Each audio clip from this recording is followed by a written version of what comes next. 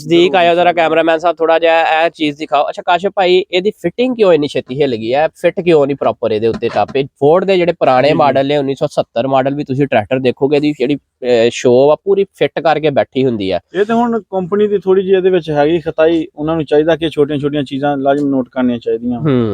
ਬਾ ਦੂਸਰਾ ਟੱਕਣ ਦਾ ਵੀ ਇਹਨਾਂ ਦਾ ਮਸਲਾ ਸੀ, ਉਹ ਤੇ ਚਲੋ ਬਦਲਿਆ, ਉਹ ਤੇ ਹਰ ਆਮ ਹੈਗਾ, ਸਾਨੂੰ ਸਭ ਨੂੰ ਪਤਾ। ਇਹ ਰਬੜ ਦਾ ਵੀ ਬਾਤ ਇਹ ਚੀਜ਼ ਦੇਖੋ ਨਾ, ਫਿਟਿੰਗ ਇਹਦੀ ਜੀ ਜੀ ਇੱਥੇ ਕਰੀਬ ਲੈ ਕੇ ਆਇਓ ਜਰਾ, ਆਪਣਾ ਨਾ ਦੋਸਤਾਂ ਨੂੰ ਇੱਕ ਵਾਰੀ ਦਿਖਾ ਦਈਏ ਇਹ ਚੀਜ਼ ਦੀ ਫਿਟਿੰਗ ਦਿਖਾਓ ਜਿਸ ਬੰਦੇ ਨੇ। ਅੱਛਾ ਕਾਸ਼ਿਫ ਭਾਈ, ਤੁਸੀਂ 35 ਲੱਖ ਦਾ 34 ਲੱਖ ਦਾ ਟਰੈਕਟਰ ਲਿਆ ਵਾ, ਇਹ ਫਿਟਿੰਗ ਜਿਹੜੀ ਜਦੋਂ ਇਦਾਂ ਹੋਣੀ ਆ, ਤੁਹਾਡਾ ਦਿਲ ਦੁਖਣਾ ਕਿ ਨਹੀਂ ਦੁਖਣਾ ਜੀ? ਜ਼ਾਹਰ ਜਿੰਨੇ ਵੀ ਪੈਸੇ ਲਾਉਣੇ ਆ, ਬਾਅਦ ਚੋਂ ਚੀਜ਼ ਦਾ ਸਵਾਦ ਨਾ ਆਵੇ ਤੇ ਦੁੱਖ ਤੇ ਹੁੰਦਾ। ਖੈਰ ਬਿਲਕੁਲ, ਇਹ ਜਦੋਂ ਕੰਪਨੀ ਨੇ ਚੀਜ਼ਾਂ ਕਹੀਦੀਆਂ ਨਾ, ਥੋੜਾ ਜਿਹਾ ਦੋਸਤ ਜਿਹੜੇ ਨੇ ਦੇਖਣ ਵਾਲੇ ਨੇ, ਜਿਹੜੇ ਮੈਸੀ ਦੇ ਸ਼ੌਕੀਨ ਹਜ਼ਰਾਤ ਆ, ਥੋੜੇ ਜਿਹੇ ਨਾ ਮਾਈਂਡ ਕਰਦੇ ਆ, ਲੇਕਿਨ ਮਸਲਾ ਮਾਈਂਡ ਕਰਨ ਦਾ ਨਹੀਂਗਾ। ਮਸਲਾ ਸਾਡਾ ਇਹ ਆ ਕਿ 35 ਲੱਖ ਰੁਪਈਆ ਵਾ, 35 ਲੱਖ ਦੀ ਬਹੁਤ ਵੈਲਿਊ ਆ, ਤੇ ਜੋੜਨਾ ਬਹੁਤ ਔਖਾ ਹੋ ਜਾਂਦਾ ਵਾ। ਇਹਨੂੰ 35 ਲੱਖ ਦੇ ਮਿਆਰ ਦੇ ਮੁਤਾਬਕ ਲੈ ਜਾਣ। ਅਸੀਂ ਇੰਡੀਆ ਦੇ ਮੁਕਾਬਲੇ ਇਹਨਾਂ ਟਰੈਕਟਰਾਂ ਨੂੰ ਅਗਰ ਖੜਾ ਕਰਕੇ ਦੇਖੀਏ, ਸਾਡੇ ਟਰੈਕਟਰ ਨੇੜੇ ਵੀ ਨਹੀਂ ਲੱਗਦੇ। ਇਦਾਂ ਦੇ ਟਰੈਕਟਰ ਉੱਥੇ 7-7 ਲੱਖ 8-8 ਲੱਖ ਦੇ ਵਿੱਚ ਇਤੋਂ ਸੋਹਣੇ ਤਿਆਰ ਕਰਕੇ ਫਿਰਦੇ ਨੇ ਉਹ, ਤੇ ਅਸੀਂ 35 ਲੱਖ ਰੁਪਈਆ ਵੀ ਦੇਣ ਲੱਗੇ ਸੀ ਨਹੀਂ ਕਰਦੇ। ਕੰਪਨੀ ਨੂੰ ਜਾ ਕੇ ਇਹ ਵੀ ਨਹੀਂ ਕਹਿੰਦੇ ਕਿ 10 ਰੁਪਏ ਘੱਟ ਕਰ ਦਿਓ ਸਾਨੂੰ।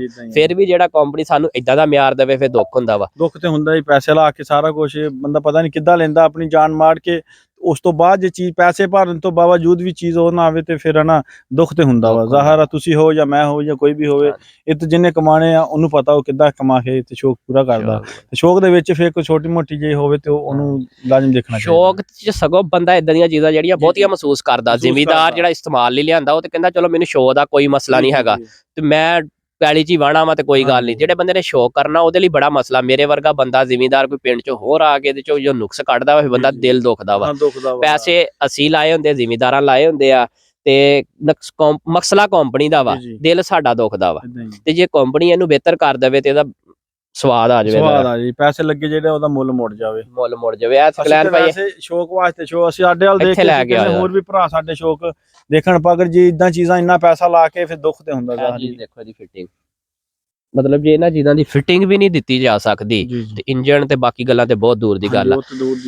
ਇੰਜਨ ਲਾਈਫ ਵੀ ਇਹਦੀ ਜਿਹੜੀ ਥੋੜੀ ਘੱਟ ਸੀ। ਹੁਣ ਤੁਸੀਂ 40 ਲੱਖ ਰੁਪਇਆ ਲਾ ਕੇ ਟਰਾਲੇ ਤੇ ਪਾਓ, ਇਹਦੇ ਹਿੱਸੇ ਇੱਥੋਂ 2 ਹੋ ਜਾਣ ਤੇ ਤੁਸੀਂ ਕਿੱਥੇ ਜਾਣਾ ਜੀ? ਉੱਥੇ ਫਿਰ ਉਹ ਪੰਜਾਬੀ ਚ ਕਹਿ ਲੋ ਲੱਕ ਹੀ ਟੁੱਟ ਜਾਂਦਾ, ਲੱਕ ਟੁੱਟ ਜਾਂਦਾ। ਤੇ ਨਾਲੇ ਸ਼ੌਕ ਨਾਲ ਰੱਖੀ ਹੋਈ ਹੈ। ਚਲੋ ਅਸੀਂ ਤੇ ਦੂਜੇ ਭਰਾਵਾਂ ਨੂੰ ਵੀ, ਹਰ ਬੰਦੇ ਨੂੰ ਕਹਿੰਦੇ ਆ ਕਿ ਆਪਣਾ ਪੰਜਾਬੀ ਕਲਚਰ ਦੇ ਵਿੱਚ ਇਹਨੂੰ ਜ਼ਰੂਰ ਰੱਖੋ। ਚਾਹੇ ਟਰੈਕਟਰ ਦਾ ਸ਼ੌਕ ਰੱਖੋ ਜਾਂ ਕੋਈ ਵੀ ਰੱਖੋ, ਅਸੀਂ ਇਹ ਨਹੀਂ ਕਹਿੰਦੇ ਕਿ ਲਾਜ਼ਮ ਟਰੈਕਟਰ ਰੱਖੋ, ਕੋਈ ਛੋਟਾ ਵੀ ਰੱਖੋ, ਬਾਕੀ ਆਪਣੀ ਪੰਜਾਬੀ ਨੂੰ ਨਾ ਰੱਖੋ ਮਿਲਾ ਕੇ, ਜਿੱਦਾਂ ਵੀ ਹੋ ਸਕੇ ਅਸੀਂ ਆਪਣੀ ਮਾਂ ਬੋਲੀ ਨਾ ਭੁੱਲੀਏ। ਅੱਛਾ ਕਾਸ਼ਿਫ ਭਾਈ, ਇੱਕ ਚੀਜ਼ ਹੋਰ ਦੋਸਤਾਂ ਨੂੰ ਮਾੜਾ ਜਿਹਾ ਦੱਸਦੇ ਚੱਲੀਏ ਕਿ ਜਿਹੜਾ ਟਰੈਕਟਰ ਲੈਣ ਲੱਗੇ ਕਦੀ ਵੀ ਇਹ ਗੱਲ ਨਾ ਸੋਚਿਆ ਕਰੋ। ਇੱਧਰ ਆਓ ਜ਼ਰਾ ਕਾਸ਼ਿਫ ਭਾਈ, ਦੋਸਤਾਂ ਨੂੰ ਇਹ ਹੋਣਾ ਚਾਹੀਦਾ ਵਾ ਕਿ ਟਰੈਕਟਰ ਲੈਣ ਲੱਗੇ 385 ਲੈਣਾ, ਅਸੀਂ 240 ਲੈਣਾ ਜਾਂ 260 ਲੈਣਾ ਜੀ। ਮਾਰਕੀਟ ਦੇ ਟਰੈਕਟਰ ਆ, ਰੀਸੇਲ ਦੀ ਵੈਲਿਊ ਅੱਛੀ ਹੈ, ਜਿੱਦੀ ਦੇਰ ਤੱਕ ਅਸੀਂ ਖੁਦ ਮਿਆਰੀ ਚੀਜ਼ ਜਿਹੜੀ ਨਵੀਂ ਪਹਿਲੀ ਦਫਾ ਪਰਚੇਜ਼ ਨਹੀਂ ਕਰਾਂਗੇ ਮਾਰਕੀਟ ਦੇ ਵਿੱਚੋਂ, ਨਾ ਉਹਦੀ ਰੀਸੇਲ ਵੈਲਿਊ ਬਣੂਗੀ ਤੇ ਨਾ ਸਾਨੂੰ ਪਤਾ ਲੱਗੂਗਾ ਉਹ ਚੰਗੀ ਆ ਕਿ ਮਾੜੀ ਆ। ਤੇ ਜਦੋਂ ਤੱਕ ਅਸੀਂ ਇਸ ਕੰਪਨੀ ਨੂੰ ਛੱਡ ਕੇ ਕਿਸੇ ਹੋਰ ਚੁਆਇਸ ਨੂੰ ਪਿਕ ਨਹੀਂ ਕਰਨਾ, ਅਸੀਂ ਆਪਸ਼ਨਲ ਮਤਲਬ ਚੀਜ਼ਾਂ ਨੂੰ ਲੈਣਾ ਨਹੀਂਗਾ, ਉਨੀ ਦੇਰ ਤੱਕ ਸਾਨੂੰ ਇਹਨਾਂ ਚੀਜ਼ਾਂ ਦਾ ਪਤਾ ਨਹੀਂ ਲੱਗਣਾ। ਤੇ ਜ਼ਿਮੀਦਾਰਾਂ ਨੂੰ ਚਾਹੀਦਾ ਵਾ ਕਿ ਉਹ ਨਵੀਂ ਚੀਜ਼ ਨੂੰ ਟੈਸਟ ਕਰਨ। ਜਿਹੜੇ ਸ਼ੌਕੀਨ ਹਜ਼ਰਾਤ ਆ, ਜਿੱਦਾਂ ਤੁਸੀਂ ਲਿਆ, ਤੁਸੀਂ ATS ਲੈਣ ਦਾ ਰੱਖਦੇ ਹੋ ਖਿਆਲ। ਇਸ ਤੋਂ ਬਾਅਦ ਪਹਿਲੇ ਸਾਨੂੰ ਇਹਦਾ ਸ਼ੌਕ ਸੀ, ਵਿੱਚ ਸਾਨੂੰ ਕਮੀਆਂ ਦਿਖੀਆਂ ਵਾ, ਚਲੋ ਦਰਖਾਸਤਾਂ ਉਹਨਾਂ ਅੱਗੇ ਕਿ ਇਹ ਕਮੀਆਂ ਇਹਦੀਆਂ ਵੀ ਪੂਰੀਆਂ ਕਰਨ। ਬਾਕੀ ਅਸੀਂ ATS ਦਾ ਜ਼ਰੂਰ ਅਸੀਂ ਵਿਜ਼ਿਟ ਕਰਕੇ ਉਹਨੂੰ ਵੀ ਇਨਸ਼ਾਅੱਲਾ ਚੈੱਕ ਕਰਾਂਗੇ ਜ਼ਰੂਰ। ਹਾਲਾਂਕਿ ਦਬੰਗ ਵੀ ਇੱਕ ਟਰੈਕਟਰ ਆ ਨਿਊ ਹਾਲੈਂਡ ਦਾ, ਉਹ ਵੀ ਤੁਸੀਂ ਇੱਕ ਦਫਾ ਵਿਜ਼ਿਟ ਕਰ ਲੈਣਾ। ਬਾਕੀ ਮਿਲਤ ਮਾੜੀ ਕੰਪਨੀ ਨਹੀਂ ਗਈ। ਅਗਰ ਇਹਨੂੰ ਇੰਡੀਆ ਦੇ ਵਿੱਚ ਜਾਂ ਬਾਹਰਲੇ ਮੁਲਕਾਂ ਦੇ ਵਿੱਚ ਅਸੀਂ ਦੇਖੀਏ ਇਸੇ ਹੀ ਕੰਪਨੀ ਨੂੰ, ਤੇ ਉਹ ਇਹਦਾ ਬਿਲਕੁਲ ਵੀ ਮੁਕਾਬਲਾ ਨਹੀਂ ਕਰਦੀ। ਹਾਂਜੀ ਇਹ ਤੇ ਹੈ ਕੰਪਨੀ, ਅਸੀਂ ਇਹ ਨਹੀਂ ਕਹਿੰਦੇ ਮਿਲਤ ਮਾੜੀ ਆ, ਬਸ ਜਿਹੜੀ ਕੋਈ ਛੋਟੀ ਮੋਟੀ ਗਲਤੀ ਖੁਤਾਈ ਉਹਨਾਂ ਕੋਲ ਹੋ ਜਾਂਦੀ ਆ, ਉਹ ਜੱਟ ਜ਼ਿਮੀਦਾਰ ਦਰਦ ਪਹੁੰਚਦਾ, ਉਹਦਾ ਥੋੜਾ ਖਿਆਲ ਕਰਨ ਕਿ ਉਹਦੇ ਨਾਲ ਕੇ ਖੁਸ਼ ਰਹਿਣ, ਬਸ ਅਗਲਾ ਲੈ ਕੇ ਜਾਵੇ ਕਿਤੇ ਨੈਕਸਟ ਟਾਈਮ ਵੀ ਇਨਸ਼ਾਅੱਲਾ ਆਵੇ।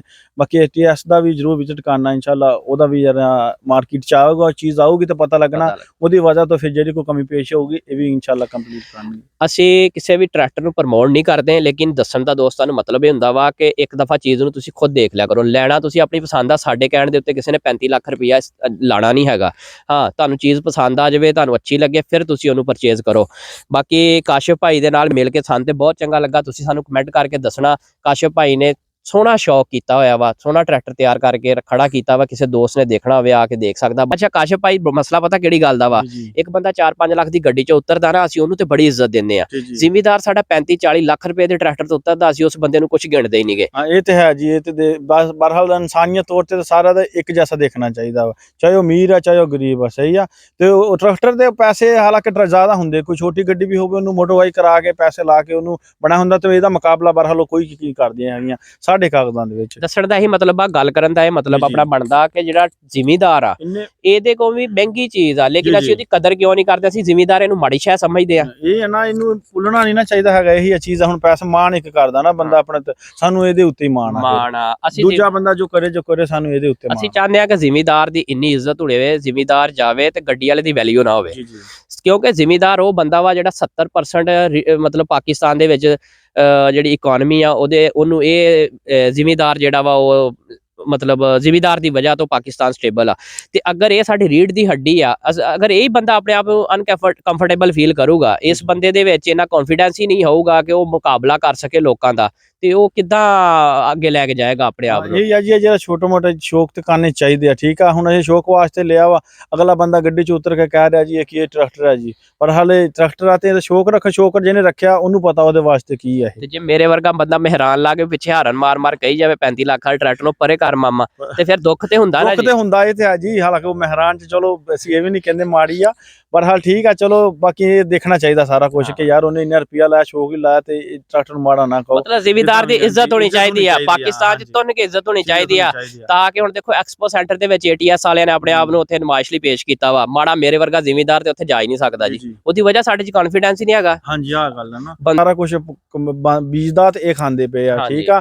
ਤੇ ਜੇ ਇਹ ਹਟ ਜਾਣਗੇ ਤੇ ਫਿਰ ਇਹਨਾਂ ਨੂੰ ਪਤਾ ਲੱਗੂਗਾ ਕਿ ਇਸ ਜ਼ਿਮੀਦਾਰ ਦੀ ਕੀ ਕਦਰ ਕਰਨੀ ਤੇ ਕਿਦੋਂ ਕਰਨੀ ਹੈ। ਜ਼ਿਮੀਦਾਰ ਨੂੰ ਨਾ ਇੱਜ਼ਤ ਦੇਣੀ ਚਾਹੀਦੀ ਹੈ, ਸਾਨੂੰ ਇੱਜ਼ਤ ਨਹੀਂ ਦਿੰਦੇ ਹੈਗੇ, ਯਾਨੀ ਨਾ ਇਹ ਸਮਝਦੇ ਆ ਕਿ ਆਮ ਆ। ਬਾਕੀ ਇਨਸ਼ਾਅੱਲਾ ਨੈਕਸਟ ਟਾਈਮ ਅਸੀਂ ਕੋਸ਼ਿਸ਼ ਕਰ ਰਹੇ ਹਾਂ ਕਿ ਇੱਥੇ ਕਰਾਵਾਂਗੇ, ਜਦੋਂ ਉਹਦੇ ਵਿੱਚ ਫਿਰ ਜੋ ਕਮੀ ਪੇਸ਼ੀ ਹੋ ਜ਼ਰੂਰ। ਹੁਣ ਤੁਸੀਂ ਕਾਸ਼ਿਫ ਭਾਈ ਗੱਲ ਕੀਤੀ ਆ ਐਂਡ ਵਾਲੀ ਕਿ ਜ਼ਿਮੀਦਾਰ ਨੂੰ ਇੱਜ਼ਤ ਦੇਣੀ ਚਾਹੀਦੀ ਆ, ਤਾਂ ਕਿ ਜ਼ਿਮੀਦਾਰ ਦੀ ਇੱਜ਼ਤ ਹੋਵੇ, ਮਜ਼ੀਦ ਅੱਗੇ ਲੈ ਕੇ ਜਾਵੇ ਇਹਨਾਂ ਚੀਜ਼ਾਂ ਨੂੰ। ਅਸੀਂ ਹਜੇ ਉਹੀ ਰਵਾਇਤੀ ਚੀਜ਼ਾਂ ਦੇ ਉੱਤੇ ਤੁਰੇ ਫਿਰਦੇ ਆ, ਸਾਡੇ ਕੋਲ ਕਦੀ ਹਲਾ ਨਹੀਂ ਸਿੱਧੀਆਂ ਹੋਣੀਆਂ ਹੁੰਦੀਆਂ, ਕਦੀ ਹਾਲਾਂਕਿ ਜ਼ਿਮੀਦਾਰ ਨੂੰ ਇੱਜ਼ਤ ਦੇਣ, ਕੁਝ ਗਵਰਨਮੈਂਟ ਸਾਨੂੰ ਫੈਸਿਲਿਟੇਟ ਕਰੇ ਜ਼ਿਮੀਦਾਰਾਂ ਨੂੰ, ਤਾਂ ਕਿ ਜ਼ਿਮੀਦਾਰ ਮਜ਼ੀਦ ਪਾਕਿਸਤਾਨ ਨੂੰ ਇਕਨੋਮੀ ਤੌਰ ਤੇ ਬਿਹਤਰ ਕਰਨ। ਜ਼ਿਮੀਦਾਰ ਅਕਸਰ ਬਹੁਤ ਟੈਨਸ਼ਨ 'ਚ ਵੀ ਲੈ ਕੇ ਸਾਰਾ ਕੁਝ ਫਸਲ ਬੀਜਦੇ ਆ, ਉਹਨਾਂ ਨੂੰ ਖਾਦ ਦੀ ਟੈਨਸ਼ਨ ਬਣਦੀ, ਪਾਣੀ ਦੀ, ਬਿੱਲ ਦੀ ਬਣ ਜਾਂਦੀ ਆ, ਫਿਰ ਵੀ ਉਹ ਸਾਰਾ ਕੁਝ ਕਰਦਾ, ਉਹ ਬਾਅਦ 'ਚ ਵੀ ਉਹਦੀ ਇੱਜ਼ਤ ਨਹੀਂ ਕਰਦੇ। ਯਾਨੀ ਸਾਡੀ ਤੇ ਦਰਖਾਸਤ ਇਹ ਆ ਸਾਰੇ ਦੋਸਤਾਂ ਅੱਗੇ, ਯਾਰ ਕਿਸਾਨ ਨੂੰ ਲਾਜ਼ਮ ਉੱਤੇ ਰੱਖੋ, ਤੁਸੀਂ ਉਹਨੂੰ ਭੁੱਲੋ ਨਾ ਤੇ ਉਹਦੀ ਇੱਜ਼ਤ ਕਰੋ ਬਸ। ਹਰ ਸ਼ੋਬੇ ਦੇ ਵਿੱਚ ਜ਼ਿਮੀਦਾਰ ਦਾ ਇੱਕ ਮਖਸੂਸ ਇੱਕ ਪ੍ਰੈਜੈਂਟੇਸ਼ਨ ਹੋਣੀ ਚਾਹੀਦੀ ਆ, ਜ਼ਿਮੀਦਾਰ ਦੀ ਇੱਜ਼ਤ ਹੋਣੀ ਚਾਹੀਦੀ ਆ, ਜ਼ਿਮੀਦਾਰ ਨੂੰ ਉੱਥੇ ਰੱਖ ਕੇ ਪ੍ਰਮੋਟ ਕੀਤਾ ਜਾਵੇ,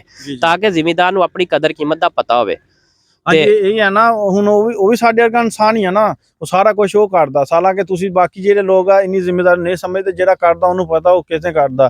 ਇੰਨੀ ਠੰਡ ਦੇ ਵਿੱਚ, ਸਰਦੀ ਦੇ ਵਿੱਚ ਜ਼ਿਮੀਦਾਰ ਨੇ ਸਾਰਾ ਕੁਝ ਬੀਜਣਾ, ਕਰਨਾ, ਸਾਰਾ ਕੁਝ ਕਰਨਾ। ਦੂਸਰੇ ਜਿਹਨੇ ਗੱਡੀ 'ਚ ਬਹਿ ਕੇ ਸ਼ੀਸ਼ਾ ਚੜਾ ਲੈਂਦੇ, ਉਹਨੂੰ ਤੇ ਨਹੀਂ ਇਸ ਚੀਜ਼ ਦਾ ਪਤਾ ਹੈ ਕਿ ਕਿਵੇਂ ਪੈਸਾ ਕਮਾ ਰਿਹਾ ਜ਼ਿਮੀਦਾਰ, ਤੇ ਉਹਨੂੰ ਕਿੰਨੀ ਇੱਜ਼ਤ ਦੇਣੀ ਚਾਹੀਦੀ ਆ। ਸਾਡੇ ਦੇਖਣੇ 'ਚ ਤੇ ਲਾਜ਼ਮੀ ਉਹਨੂੰ ਇੱਜ਼ਤ ਜ਼ਿਆਦਾ ਦੇਣੀ ਚਾਹੀਦੀ, ਜਿੰਨੀ ਵੀ ਬੜ ਹਾਰ ਕੇ ਕਰਨੀ ਚਾਹੀਦੀ ਕੋਸ਼ਿਸ਼। ਗਵਰਨਮੈਂਟ ਸਾਡੀਆਂ ਚੀਜ਼ਾਂ ਨੂੰ, ਸਾਡੀ ਫਸਲਾਂ ਨੂੰ ਰੇਟ ਜਦੋਂ ਪੂਰਾ ਨਹੀਂ ਦਿੰਦੀ, ਵਪਾਰੀ ਹਜ਼ਰਾਤ ਜਿਹੜੇ ਨੇ ਉਹ ਰੇਟ ਭਰ ਕੋਲੋਂ ਨਗਦੀ ਕੈਸ਼ ਦੇ ਕੇ ਸਸਤੀ ਸਾਡੇ ਕੋਲ ਚੀਜ਼ਾਂ ਖਰੀਦ ਕੇ ਸਾਡੀਆਂ ਮਜਬੂਰੀਆਂ ਦਾ ਫਾਇਦਾ ਉਠਾ ਕੇ ਜ਼ਿਆਦਾ ਪ੍ਰੋਫਿਟ ਕੱਢ ਕੇ ਫਿਰ ਉਹ ਗੱਡੀਆਂ ਤੇ ਘੁੰਮਦੇ ਨੇ, ਤੇ ਸਾਡਾ ਜ਼ਿਮੀਦਾਰ ਉੱਥੇ ਹੀ ਫਿਰਦਾ ਹੁੰਦਾ ਵਾ। ਸਾਡਾ ਜੋ ਉੱਥੇ ਉਹ ਦੁੱਖ ਤਕਲੀਫ ਸਹਿ ਕੇ ਵੀ ਫਿਰ ਵੀ ਉੱਥੇ ਭੁੱਲ ਜਾਂਦਾ ਬਸ। ਚਲੋ ਕਦੀ ਫਸਲ ਉੱਪਰ ਤੇ ਕਦੀ ਨੀਚੇ, ਨੁਕਸਾਨ ਘਾਟੇ ਵਾਧੇ ਬੜੇ ਯਾਨੀ ਜ਼ਿਮੀਦਾਰ ਨੂੰ ਦੇਖਣੇ ਪੈਂਦੇ ਆ। ਉਹਨਾਂ ਦੇ ਬਾਵਜੂਦ ਵੀ ਅਸੀਂ ਆਪਣਾ ਸ਼ੌਕ ਇਸ ਤੇ ਪੂਰਾ ਕੀਤਾ। ਅਸੀਂ ਵੀ ਗੱਡੀ ਲੈ ਸਕਦੇ ਹਾਂ, ਕਾਰ ਲੈ ਸਕਦੇ ਹਾਂ, ਜੋ ਵੀ ਜੀਪ ਲੈ ਸਕਦੇ, ਸਾਰਾ ਕੁਝ, ਪਰ ਨਹੀਂ ਸਾਨੂੰ ਸ਼ੌਕ ਸੀ ਇਹੀ, ਅਸੀਂ ਉਹੀ ਪੂਰਾ ਕੀਤਾ। ਅਸੀਂ ਦੂਸਰੇ ਭਾਈਆਂ ਨੂੰ ਵੀ ਕਹਿੰਦੇ ਆ ਕਿ ਇਹਦਾ ਵਿਜ਼ਿਟ ਕਰੋ, ਚੈੱਕ ਕਰੋ, ਇੱਕ ਵਾਰੀ ਲੈ ਕੇ ਸਵਾਦ ਲਓ, ਤੇ ਫਿਰ ਤੁਹਾਨੂੰ ਹੋਰ ਮਜ਼ੀਦ ਇਨਸ਼ਾਅੱਲਾ ਸਵਾਦ ਆਊਗਾ ਇਸ ਤੋਂ ਵੀ। ਬਹੁਤ ਅੱਛੀ ਗੱਲ ਆ ਜੀ। ਚਲੋ ਕਾਸ਼ਿਫ ਭਾਈ, ਤੁਸੀਂ ਬੜੇ ਅੱਛੇ ਖਿਆਲਾਤ ਰੱਖਦੇ ਹੋ। ਅਸੀਂ ਪੰਜਾਬ 'ਚ ਰਹਿੰਦੇ ਹੋਇਆ ਆਪਣੇ ਆਪ ਨੂੰ, ਤੁਸੀਂ ਬਾਹਰ ਗਏ, ਬਾਹਰ ਕੰਮ ਕੀਤਾ ਪ੍ਰਦੇਸਾਂ 'ਚ, ਫਿਰ ਪੈਸੇ ਕਮਾ ਕੇ ਆ ਕੇ ਇਦਾਂ ਦੇ ਸ਼ੌਕ ਕਰਦੇ ਹੋ, ਆਪਣੇ ਆਪ ਨੂੰ ਜ਼ਿੰਦਾ ਰੱਖਣ ਲਈ ਕਰਦੇ ਆ। ਤੇ ਅਸੀਂ ਆਪਣੀ ਪੰਜਾਬੀ ਨੂੰ, ਆਪਣੇ ਕਲਚਰ ਨੂੰ ਜ਼ਿੰਦਾ ਰੱਖਣਾ ਵਾ, ਤੇ ਉਹਦੀ ਅਸੀਂ ਐਫਰਟ ਕਰਦੇ ਰਵਾਂਗੇ ਆਖਰੀ ਦਮ ਤੱਕ। ਸਾਡੀ ਵੀਡੀਓ ਤੁਹਾਨੂੰ ਅੱਛੀ ਲੱਗੇ, ਲਾਈਕ ਸ਼ੇਅਰ ਕਰਿਓ, ਸਾਨੂੰ ਕਮੈਂਟ ਕਰਕੇ ਦੱਸਿਓ। ਆਪਾਂ ਨਵੀਂ ਵੀਡੀਓ ਤੁਹਾਡੇ ਨਾਲ ਮਿਲਦੇ ਹਾਂ। ਸਾਨੂੰ ਇਜਾਜ਼ਤ ਦਿਓ ਜੀ, ਰੱਬ ਰਾਖਾ।